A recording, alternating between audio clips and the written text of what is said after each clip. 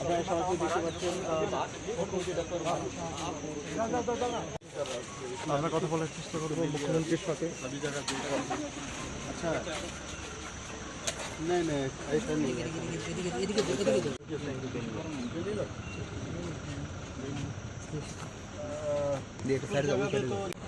ঠিক তদ্রুপ এখনও দেখেছি, কিন্তু পার্সেন্টেজ অনেক বেশি বেড়ে গেছে।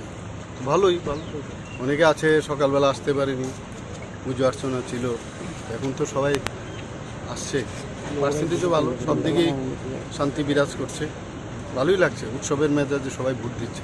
ভোট নিয়ে কতটা আশাবাদী, আপনাদের অনুকূলে বা প্রতিকূলে কিরকম যেতে পারে? আমি তো আগেও বলেছি আমাদের 100% জিত কনফার্ম।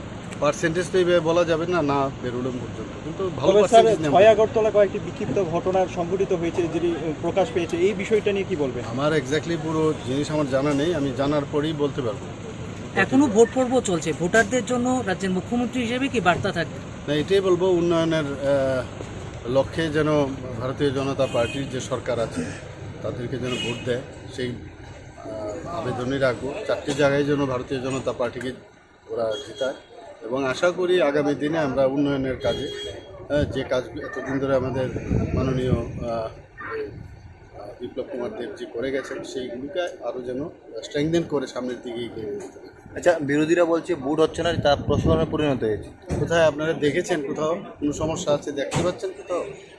সব তো সুন্দরভাবে হচ্ছে, কোনো প্রবলেম তো নেই। আছে এখানে বিভিন্ন জায়গায় সোশ্যাল মিডিয়ায় দেখা যাচ্ছে ভোটাররা অভিযোগ করছে ভোট দিতে যেতে পারছে না তারা। সেই আমি বিষয়ে তো দেখতে পাচ্ছি না, সবাই তো আসছে, মা বোনেরা সবাই তো আসছে, কোথাও তো আমার সমস্যা আমি দেখছি না। এগুলো তো আমি বারবার বলেছি, কোথাও আমরা এই ধরনের বাধা বা এই ধরনের কোনো জিনিস আমরা অনুমোদন দিই না। Thank you.